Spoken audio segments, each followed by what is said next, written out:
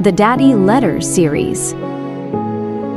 Season 3. Letter 54. Part 1. A Familial Board.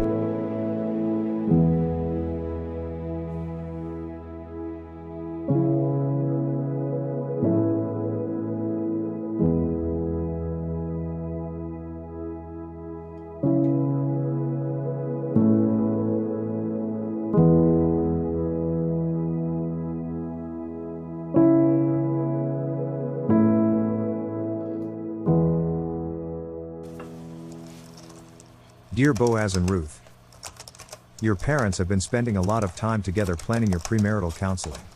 Blessings come in surprising ways, and you giving us a reason to spend this time together is one of those surprise blessings we thank you for. Because of our working together to plan your premarital counseling, your two families have already begun the process of bonding and forming a supportive family unit for you, far ahead of your walk down the aisle.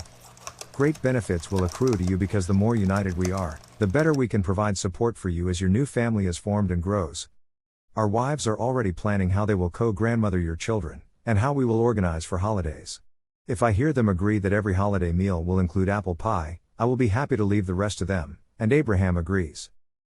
Don't worry, Abraham and I reminded your mothers that, you too, get the last vote on everything, because we are here to serve you, not have you serve our vanities or sentimentality. One thing that emerged from our planning is the need to name your premarital counseling team, and what we came up with was, your Familial Board.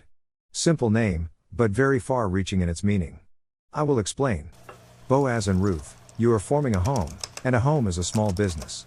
Webster defines a business as an activity engaged in as a means of livelihood, and that certainly describes a home. Businesses are organized and operate according to standard business principles and practices.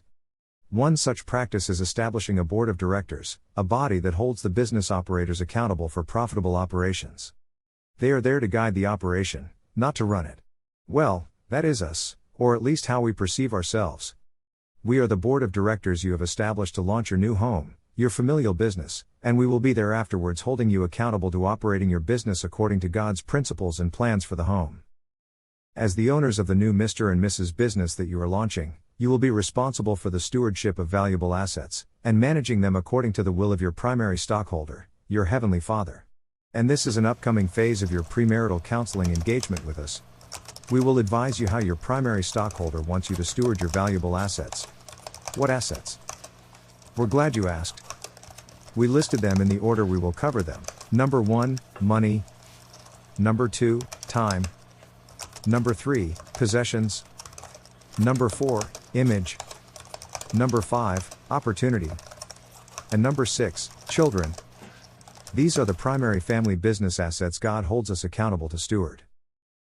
When the business called home is managed well, it provides a livelihood for those employed in the business, but also products and services such as new disciples, strong church members, good citizens, good neighbors, service to those in need, friends to the friendless, comfort to the suffering, and so on.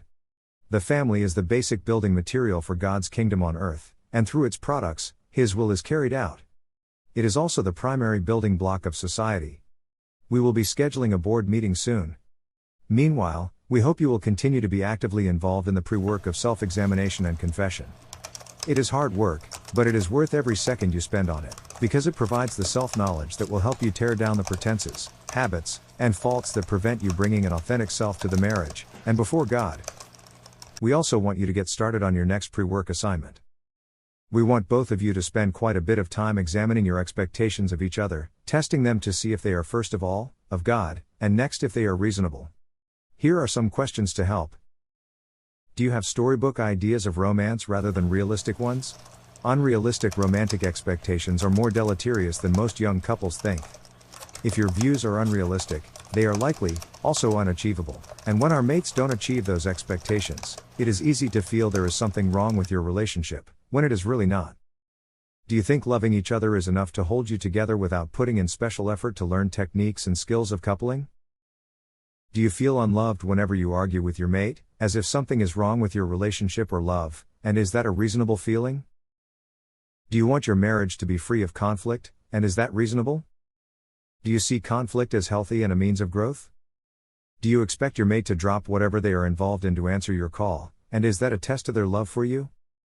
What other tests of love do you employ that might give false positives? Do you have a time limit in your mind of how long it should take your mate to return a text or call? Do you expect both of you to always be in the mood for intimacy at the same time? Are you disappointed when your mate can't figure out what you're thinking? Do you expect your mate to immediately change habits you say irritate you? Do you think it will be easy to learn to cohabit after long years of your own space, your own bed, your own food preferences, and so on? Do you expect to spend all your free time together and have no habits or friends separately? Do you expect your mate to not notice good-looking people of the opposite sex? Are you offended if that happens, and if you are offended, why? Do you expect your mate to never be attracted to another person, and if they are, what might that say about your relationship? Do you think something is wrong when the two of you have nothing to talk about and just sit together? Do you expect your mate to never raise their voice, and is that reasonable? Do you judge your mate as being really into you by how often they just know what you need without you asking? Will you be devastated if your mate forgets an important date, appointment, or plan, and is that reasonable? Do you really understand how hard it is going to be to remain bonded after children are born? Here is one more pre-work exercise for you to complete. We want both of you to write a story of the perfect week together as a married couple as if you have been married for 1 year. Compare your stories and see if it reveals something about each other you didn't know before. Those are enough to get you going. Unrealistic expectations, no matter how small, are landmines that can blow our mates apart who either don't see them or can't avoid them because to do so is, well, unrealistic and/or superhuman. Your stories of the perfect week will help you delve into the sense of normalcy each is seeking, and analyze if your goals are the same. We want you to learn now not to expect your mate to be anything but human, and that may mean releasing your grip on certain fantasies that can never become real. Lowered expectations gives you both a chance to be seen as high performers in each other's eyes. We have compiled a very extensive reading list for you in part 2 of this letter. It includes a very wide variety of material related to preparing for marriage, and life after marriage. Some of the counsel we will be providing you comes from one of these books, and we will usually cite when that occurs. We love you both and look forward to our first board meeting.